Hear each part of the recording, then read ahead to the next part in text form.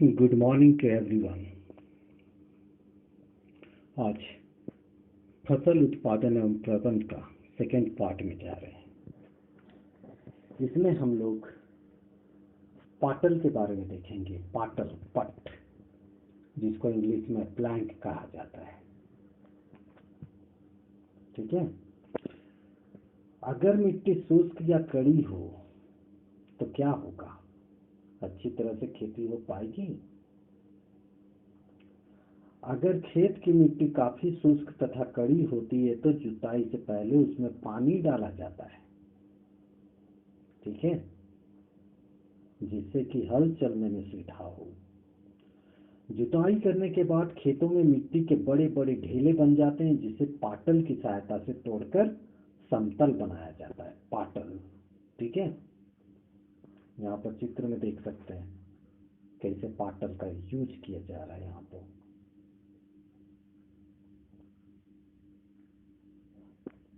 मिट्टी के बराबर या समतल होने के कारण सिंचाई के समय जल का फैलाव भी समरूप होता है।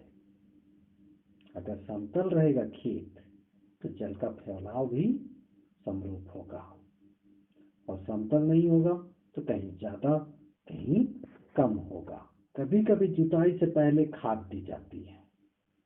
इससे जुताई के समय खाद मिट्टी में मिल जाती है, और बुआई से पहले खेत में पानी डाल दिया जाता है।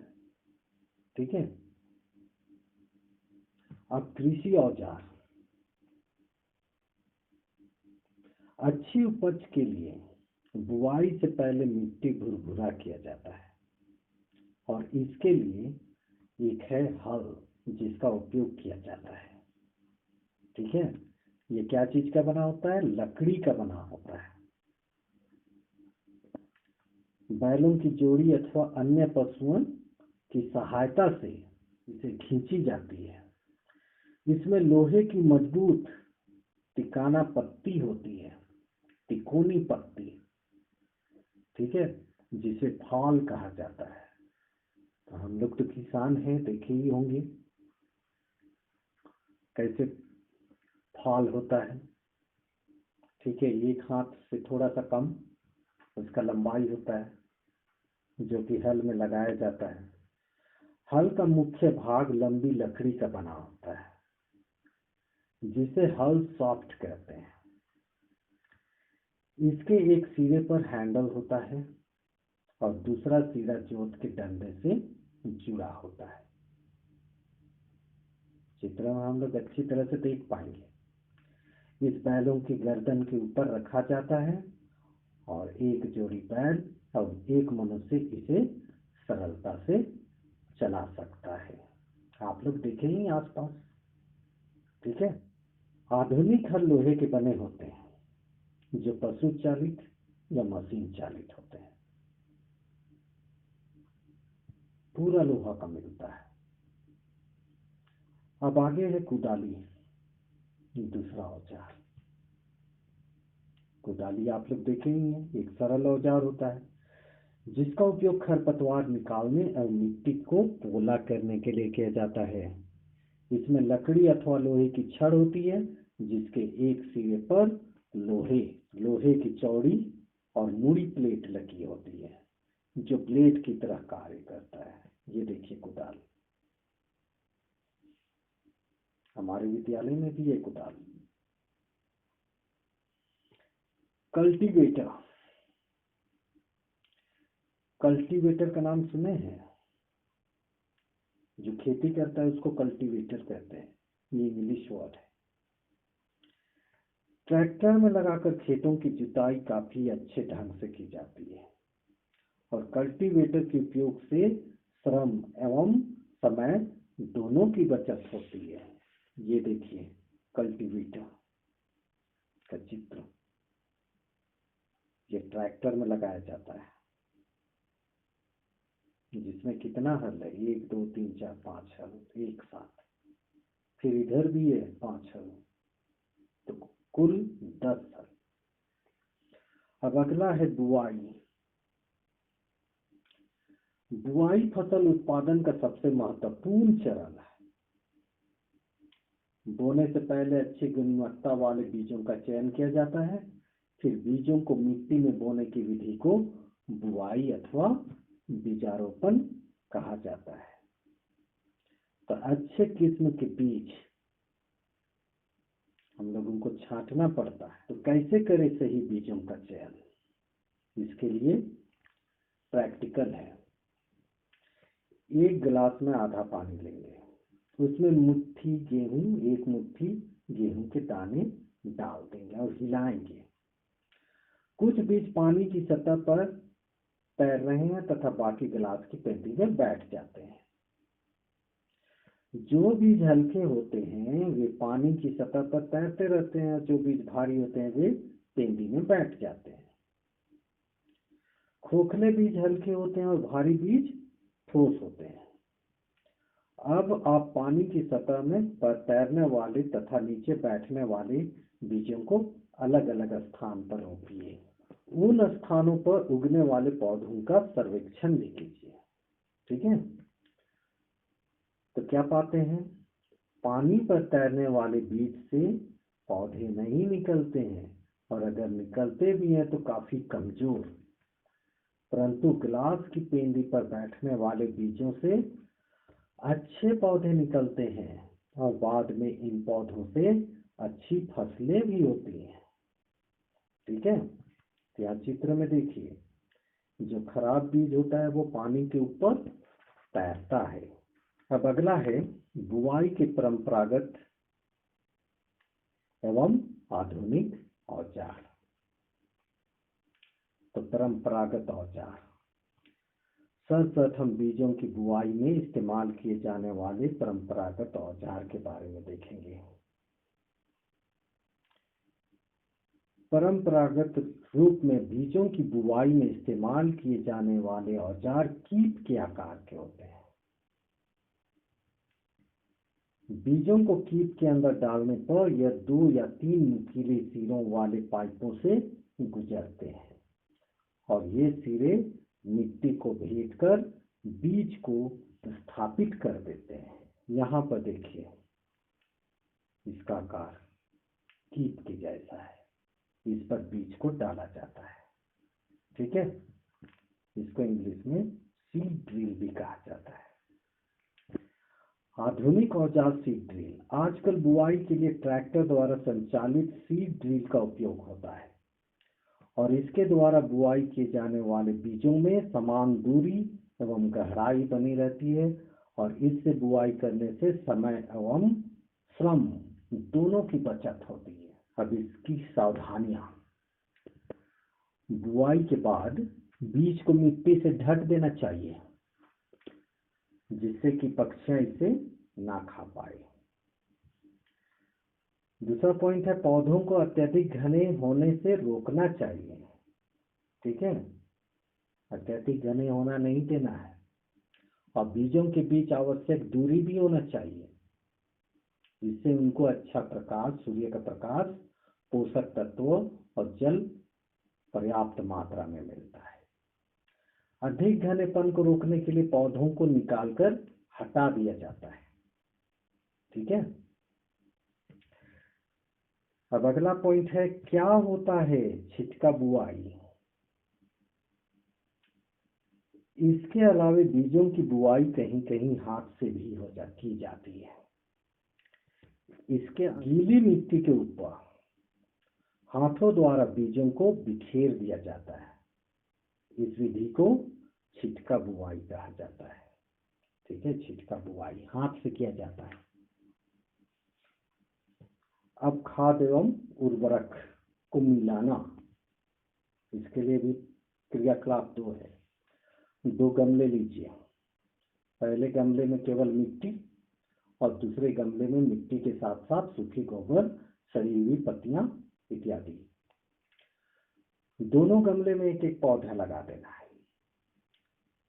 दोनों में पानी डालना है तथा दोनों को एक ही स्थान पर रखना है और कुछ दिनों के बाद दोनों को देखिए। आप देखेंगे कि केवल मिट्टी वाले गमले में पौधों की वृद्धि दूसरे गमले के पौधों से कम है। जिसमें सिर्फ मिट्टी है वहां उस पौधे का वृद्धि कम है। तो ऐसा क्यों है? तो सूखी गोबर एवं सड़ी हुई पत्तियां पौधों की वृद्धि में सहायक होते हैं। ठीक है, ये चित्र को देखिए, मिट्टी डाला हुआ गमला और बीए मिट्टी के साथ गोबर सड़ी पत्तियां वाला गमला। कौन ताजा दिख रहा है? कौन अच्छा दिख रहा है? कौन मजबूत दिख रहा है? तो बी वाला, बी गमला वाला। ठीक है, अब खाद और उर्वरक के बारे में देखते हैं।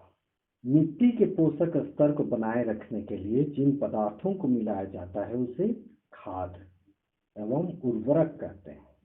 ठीक है, पोषक स्तर को बनाए रखने के लिए जिन पदार्थों को मिलाया जाता है उसे खाद एवं उर्वरक कहा जाता है। कुछ क्षेत्रों में किसान खेत में एक के बाद दूसरी फसल लगाते रहते हैं। ठीक है, खेत खाली नहीं छोड़ा जाता। ऐसे में मिट्टी में उपस्थित पोषकों का क्या होता है? तो लगातार पोषकों के उगने से मिट्टी में कुछ पोषक तत्वों की कमी हो जाती है। ठीक है, क्योंकि वे पौधे ले लेते हैं, अपने में सोख लेते हैं। इस कमी को पूरा करने के लिए किसान खेतों में खाद और उर्वरक डालते हैं। ठीक है, नहीं तो फिर हम लोग जो गमला में पौधा लगाए थे ना, उसी तरह से अंतर हो जाएगा। इस क्रिया को खाद देना कहा जाता है। ठीक है, जब भूमि में पोषक तत्वों की कमी हो जाती है, उसको पूरा करने के लिए किसान खाद और उर्वरक डालते हैं। इसी को खाद देना कहा जाता है। मिट्टी में खाद तथा उर्वरक के प्रयोग से मिट्टी की उर्वरा शक्ति में वृद्धि होती है तथा मिट्टी में पोषक तत्वों की प्राप्ति होती है। खाद की कमी होने से पौधे कमजोर हो जाते हैं। ठीक है, अब इसको खाद को हम लोग विस्तार से देखेंगे कि खाद और उर्वरक समान है या इसमें भी कोई अंतर है। खाद एक कार्बनिक पदार्थ है। ठीक है, जिसका निर्माण पौधे तथा जंतुओं के अपशिष्टों के अपघटन से होता है ना। किससे निर्माण होता है इसका? पौधे तथा जंतुओं के अपशिष्टों के अपघटन से। और मिट्टी में उपस्थित सूक्ष्म जीव अपशिष्ट पदार्थों का अपघटन करते हैं। किसान एक गड्ढा खोदकर उसमें पौधों तथा जंतुओं के अपशिष्टों को डाल देते हैं तथा ऊपर से मिट्टी से ढक देते हैं और कुछ दिनों के बाद ये अपशिष्ट अपघटित होकर खाद में बदल जाते हैं और जुताई के समय खाद को मिट्टी में डाल दिया जाता है जिससे कि वह अच्छी तरह उसमें मिल जाए। यह मिट्टी में पोषक तत्वों की वृद्धि के साथ साथ मिट्टी की जल धारण क्षमता को भी बढ़ाता है और यह मिट्टी की भुरभुरी एवं रंग युक्त बनाता है मिट्टी को, जिसके कारण गैस का विनिमय आसानी से हो सके, गैस का आना जाना। खाद के प्रयोग से मिट्टी में पाए जाने वाले लाभदायक सूक्ष्म जीवों की संख्या में भी वृद्धि हो जाती है। ठीक है, तो ये हम लोग खाद के बारे में देखें। और उर्वरक के बारे में देखिए, तो ये रासायनिक पदार्थ होता है जिसमें पोटेशियम, फास्फोरस, नाइट्रोजन ये सब होता है। Urea, ammonium sulphate, superphosphate, potash, NPK उर्वरक जिसमें नाइट्रोजन, फास्फोरस और पोटेशियम होता है, ये सब उर्वरक के उदाहरण है और इनका निर्माण फैक्ट्रियों में होता है। उर्वरक जल में घुलनशील होता है जिससे यह फसलों की जड़ों द्वारा आसानी से अवशोषित हो जाता है। उर्वरक का भंडारण, परिवहन तथा फसलों में इसका प्रयोग काफी आसान होता है, परंतु उर्वरकों के अधिक उपयोग से खेतों की मिट्टी क्षारीय या अम्लीय हो सकती है। या तो क्षारीय हो जाएगा या अम्लीय हो जाएगा। क्षार और अम्ल के बारे में हम लोग पढ़े हैं। ठीक है, इसलिए इन सब के बारे में आप लोग जानते होंगे। क्षारीय या अम्लीय, जिससे मिट्टी की उर्वरता समाप्त हो सकती है ज्यादा उपयोग से। वर्षा जल के साथ घुलकर ये उर्वरक पास स्थित जल स्रोतों में जाकर जल को भी प्रदूषित करते हैं। तो एक प्रकार से ये हानिकारक भी है। ठीक है, तो इसका उपयोग हम लोगों को विवेकपूर्ण करना चाहिए। ठीक, अब हम लोग देखेंगे उर्वरक एवं खाद में क्या अंतर है। यहाँ पर उर्वरक एक अकार्बनिक पदार्थ है और खाद प्राकृतिक पदार्थ है जो गोबर, मानव अपशिष्ट एवं पौधों के अवशेष के विघटन से प्राप्त होता है। उर्वरक का उत्पादन फैक्ट्रियों में होता है और ये खेतों में। उर्वरक से मिट्टी को ह्यूमस प्राप्त नहीं होती, लेकिन खाद से मिट्टी को ह्यूमस प्राप्त होती है। उर्वरक में पादप पोषक जैसे फास्फोरस, पोटेशियम तथा नाइट्रोजन प्रचुरता में होते हैं और इसमें पोषक तत्व तुलनात्मक रूप से कम होता है। उर्वरक का भंडारण, परिवहन तथा इसका उपयोग काफी आसान होता है और खाद का भंडारण, परिवहन तथा इसका उपयोग तुलनात्मक रूप से कठिन होता है। यह मिट्टी की संरचना को बिगाड़ता है और यह मिट्टी की संरचना में सुधार लाता है। यह शीघ्र प्रभाव डालता है या तेज से प्रभाव डालता है। ठीक है, तो ये हम लोग उर्वरक और खाद में अंतर देखें। अब हम लोग फसल चक्रण के बारे में देखेंगे कि क्या होता है। खेत में फसलों को बदल बदल कर एकांतर क्रम में बोना फसल चक्रण कहलाता है। किसी भी खेत में, उदाहरण के लिए फलीदार फसलों के बाद झकड़ा जड़ों वाली फसलों जैसे गेहूं को उगाते हैं। ठीक है, फलीदार पौधों की जड़ों में गांठें पाई जाती है जिसे रूटनोड्यूल्स कहते हैं। इनमें राइबोजियम नामक जीवाणु होता है और ये जीवाणु वायुमंडल के नाइट्रोजन को सोखकर इसे नाइट्रेट में बदलकर पौधों द्वारा अवशोषण के लायक बनाता है। ठीक है, वायुमंडल में बहुत सारा नाइट्रोजन है तो उसको हम लोग डायरेक्ट नहीं ले पाएंगे, तो ये जीवाणु द्वारा होता है। उस जीवाणु का नाम है राइजोबियम। ये क्या करता है, नाइट्रोजन को नाइट्रेट में बदलता है। तो वायुमंडलीय नाइट्रोजन का नाइट्रेट में बदलने की इस प्रक्रिया को नाइट्रोजन स्थिरीकरण कहा जाता है। नाइट्रोजन स्थिरीकरण क्या है? ठीक है, तो वायुमंडलीय नाइट्रोजन का नाइट्रेट में बदलने की इस प्रक्रिया को नाइट्रोजन स्थिरीकरण कहा जाता है। यहाँ पर देखिए फलीदार फसल, ये इसका जड़ है। यहाँ पर भी देखिए उसका जड़ किस प्रकार ये उभरा उभरा है, दानादार जैसा। फलीदार फसल की जड़ पर ग्रंथियां, ये सब है ना, उभरा उभरा दाना जैसा, ये सब क्या है, ग्रंथियां हैं। ठीक है, तो कौन अधिक उपयोगी होता है, उर्वरक या खाद? दोनों ही उपयोगी है। ठीक है, दोनों ही उपयोगी है। यहाँ पर क्रियाकलाप 3 है। मूंग अथवा चने के बीज लेकर उन्हें अंकुरित कीजिए। इनमें से एक ही आकार वाले 3 अंकुरित बीज छांट लीजिए। अब 3 गिलास या 3 पात्र लीजिए, इन पर A, B तथा C निशान लगा दीजिए चित्र के अनुसार। गिलास A में थोड़ी सी मिट्टी लेकर इसमें थोड़ी सी गोबर की खाद मिलाइए। गिलास B में समान मात्रा में मिट्टी लेकर उसमें थोड़ा सा यूरिया मिलाइए और गिलास C में केवल कुछ मिट्टी मिलाइए और पानी की समान मात्रा डालकर इसे सुरक्षित स्थान पर रख दीजिए। प्रतिदिन पानी देते रहिए।